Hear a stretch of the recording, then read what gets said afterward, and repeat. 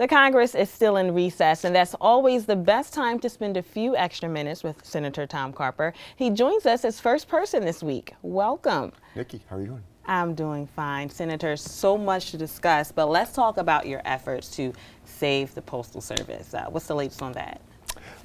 Tuesday, coming week, bill that comes to the floor will be legislation to make, not only make sure the Postal Service is relevant for the 21st century, but to make sure they become solvent in the 21st century. What's happened is huge diversion. People have moved away from first-class mail. They've moved toward emails. And a good example of that is my own office. In 2001, I asked my staff, I said, go back and look at 2001. Tell me how many letters we got for every email we got. For every email we got in 2001, we received 16 letters. And then I said, look at 2011. Tell me for every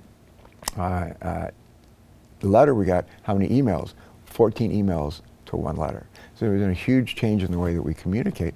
And the Postal Service, we need a Postal Service, we need a vibrant Postal Service. It supports about 7 or 8 million jobs in terms of the businesses across the country. But they need to do what the auto industry has done, and that is to right-size themselves, to make themselves relevant for the 21st century, and that includes the auto industry didn't fire people, didn't lay people off. They incentivized people to retire who were eligible to retire. They did.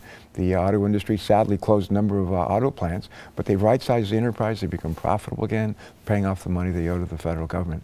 And what the Postal Service wants and needs to do is to incentivize people who are eligible to retire. There's about 100,000 out of 550,000. They have a few more post offices than they need across the country, a few more mail processing centers across the country. They're going to close some. They're not going to close the one here at Ayers Corner because we think there's a good economic reason to keep it open. Speaking of that, talk about the Maryland congressional delegation. There was some fallout there. What's the latest with the Easton Maryland facility? Well, there are a number of mail processing centers across the country, about 500. Several of them are in Maryland. One is in Delaware. And the Postal Service initially said, let's close the one in Delaware, move all that activity up into New Jersey, which really didn't make much sense. The Postal Service also said, let's close their mail processing center in Easton, Maryland, and move that to Baltimore. Frankly, that doesn't make a lot of sense either. And what we suggested to the post office is rather than move the mail processing activity from the Delmarva Peninsula over to Baltimore, move it to Newcastle, Delaware. And I think that makes a lot more sense. The Maryland delegation, they don't want to close the mail processing center in Easton. They don't want to move it to Baltimore. They don't want to move it to Newcastle.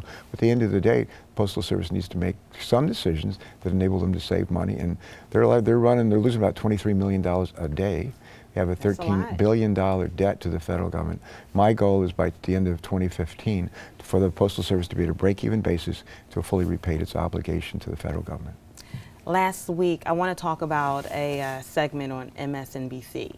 Senator Bernie Sanders said the biggest issue, or one of the biggest issues, as far as funding the Postal Service is pensions. How is that dragging everything down? What he said is, he said health care benefits for retirees.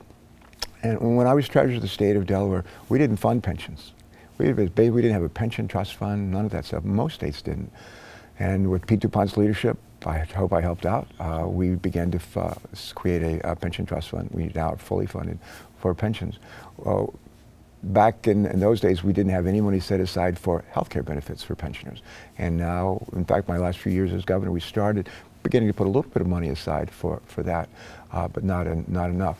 Most employers across the country have funded their pensions, but they haven't funded health care benefits for their pensioners. And in 2006, when George W. Bush signed some postal legislation into law, he said, we want the Postal Service to begin aggressively pre-funding health care benefits for their pensioners. And unrealistic. No government, no company was required to do such an aggressive pre-funding formula. What we're going to do is to amortize that over 40 years, which I think is a much smarter approach. Okay. Another big topic in the news, health care. What were your impressions over the oral arguments? What's interesting, one of the fixation here is on we're going to mandate people to have coverage. We don't mandate people to have coverage. A lot around the world where everybody has health care coverage, in other countries, in a lot of those countries, they do mandate coverage. But what we said in this country starting in 2014, if people have a reasonable amount of income, not if they're poor, but if a reasonable amount of income, we want them to have health care coverage. And if they don't want to, they're going to pay a penalty. The penalty will start off about $200 a year and go up maybe to $500–600 a year. At the end of the day, if people don't want to get health care coverage, they don't have to.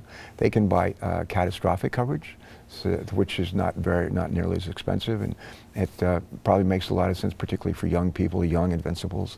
And but we have options there for catastrophic coverage, for we call it bronze coverage, which is less expensive, less comprehensive coverage.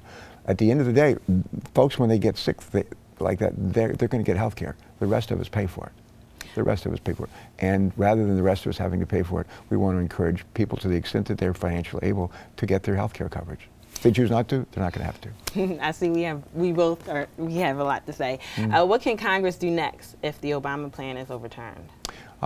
Right now, let me just say, the fixations on this mandate is their mandate. It's the Constitution. The Constitution says that in the Commerce Clause, that the Congress, for the general welfare of the country, we can, assess taxes, we can pass laws, and health care for 45 million people who don't have it, that's for the good of the country. So I think there's actually a pretty strong basis for this to be deemed to be constitutional. The heart and soul of the health care coverage, frankly, is not the mandated coverage. The heart and soul of the health care bill is this: to move us away from a fee-for-service delivery system where we basically spend money when people get sick. We should spend money to keep people healthy. And there's the legislation calls for a big move over the years to incentivizing doctors, nurses, hospitals to spend money, our money, to keep people healthy.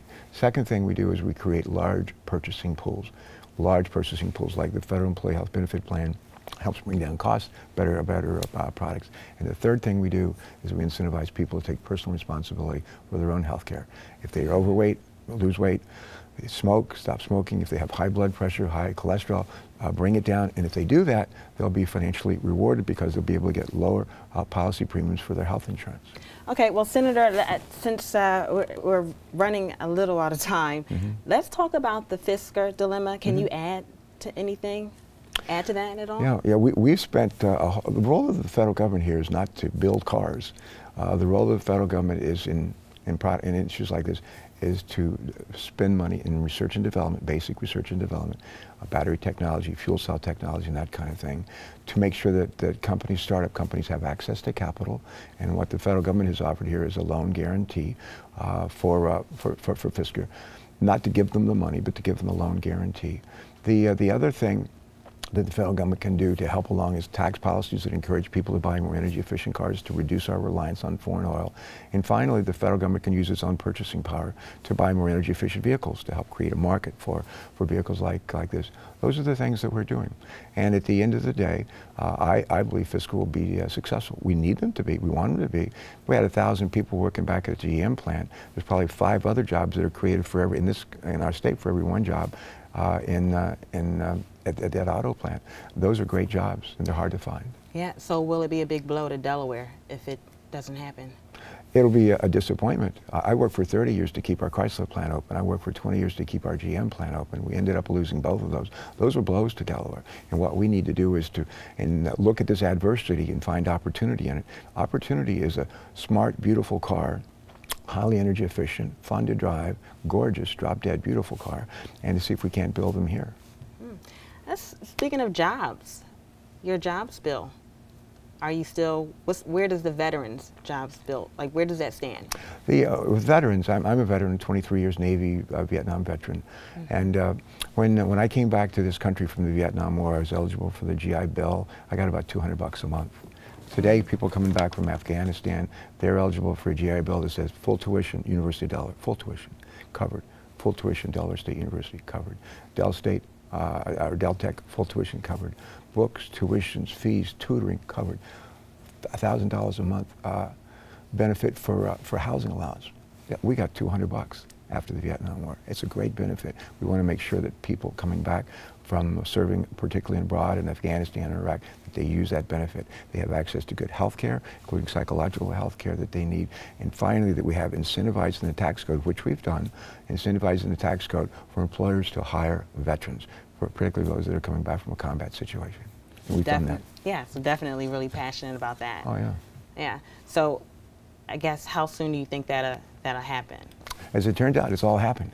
We have in Okay. place a great VA healthcare delivery system. We have a terrific VA hospital in Ellesmere in northern Delaware. We have a wonderful VA outpatient clinics in Dover and also in Georgetown, where we have basically the whole state is covered. We have a great GI Bill benefit for our veterans, and we have in place tax policy that encourages employers to hire veterans. That's a pretty good package. We just need to get the word out and make sure that the veterans are taking advantage of it. Okay. And this week actually, the Secretary of Veterans Affairs, General Zinseki, is going to be in Delaware and meeting with our veterans organizations, our delegation, come to the VA hospital and just say, here's how we're doing, and get some good input from our folks. Okay. Really quick, last week, Congressman John Carney, he stopped in our studios and he talked about his jobs legislation. And also last week, President Obama, he actually signed a major jobs bill that you were involved in. Do you think, was that bipartisan? Was that a bipartisan bill? It was bipartisan, yeah. Okay. What we're trying to do, Congressman Carney, myself, and others are trying to do, is make sure that we create a more nurturing environment for job creation, job preservation. For jobs to be created, government doesn't create jobs. We create the nurturing environment. Part of that nurturing environment is world-class infrastructure, roads, highways, bridges, ports, rail, that sort of thing. Part of the infrastructure, part of the nurturing environment is world-class workforce, people who can read, write, think, do math, and so forth. Also part of it is access to capital. For people to start a business, grow a business, they need access to money, and the legislation that we passed is designed to improve the access, particularly for startup companies that have a great upside potential, to make sure they have access to capital. Senator, we know you have a jam-packed schedule, and we thank you so much for being here. Tom Carper has been our first person this week, and you can see